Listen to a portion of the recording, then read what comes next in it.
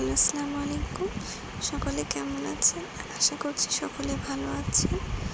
যেহেতু গরম হালকা হালকা পড়ে গেছে, তো সেজন্য ভাবছিলাম যে চুলের জন্য একটু এক্সট্রা কেয়ার নেওয়া দরকার। এজন্য আজকে আমি একটি হোমমেড তেল প্রিপারেশন করব, তো আপনাদের সাথে সেটাই শেয়ার করছি। তো এখানে কী কী ইনগ্রিডিয়েন্টস লাগবে সেগুলো আমি দেখিয়ে দিয়েছি। যেমন লাগবে জবা ফুল 3 থেকে 4টা, মেহেদি পাতা এবং কিছু অ্যালোভেরা, যেগুলোকে আমি ভালোভাবে পানি দিয়ে ধুয়ে নিয়েছি, এবং সাথে কিছু মেথি দানা এবং চিয়া সিডস, এবং আড়ং থেকে 2টি নারকেল তেল। তো আমি হাঁড়িতে নারকেল তেল কিছুটা দিয়ে, খুবই অল্প আছে, এটাকে জাল দেব। এর ভিতরে আমি এখন থেতো করে রাখা মেথি দানা এবং চিয়া সিডসগুলো দিয়ে দিচ্ছি। মেথি দানাকে হালকা একটু হামানদিস্তে থেতো করে নিলে এটা ভালো হয়।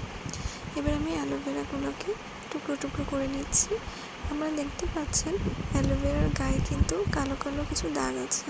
আমি এই দাগগুলোকে পরে ফেলে দেব, এই অংশটুকুকে আমরা নেব না। এবং অবশ্যই অ্যালোভেরার যে হলুদ যে একটা রস বের হয়, এটাকে পরিষ্কার ভালোভাবে করে তারপরে ইউজ করবেন, নাহলে এটা চুলের জন্য ক্ষতিকর হবে। অ্যালোভেরা অনেক গুণ রয়েছে, এটা আমাদের চুলে, আমাদের স্কিনের জন্য অনেক বেশি গুরুত্বপূর্ণ ভূমিকা পালন করে। তো আমি এখানে 2-3টা অ্যালোভেরা নিয়েছি।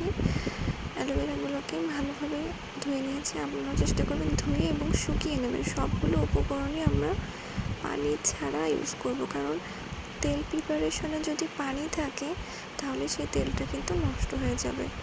আমি এখানে যে মেহেদি পাতা ব্যবহার করেছি, সেই মেহেদি পাতাটাকেও আমি প্রথমে ভালোভাবে পানি দিয়ে পরিষ্কার করে তারপর শুকিয়ে নিয়েছি, দেন আমি এটাকে ইউজ করছি। ঠিক অ্যালোভেরার ক্ষেত্রেও আমি সেই কাজটি করেছি, প্রথমে ধুয়ে নিয়েছি ভালো করে, তারপর এটাকে শুকিয়ে তারপর আমি ইউজ করছি।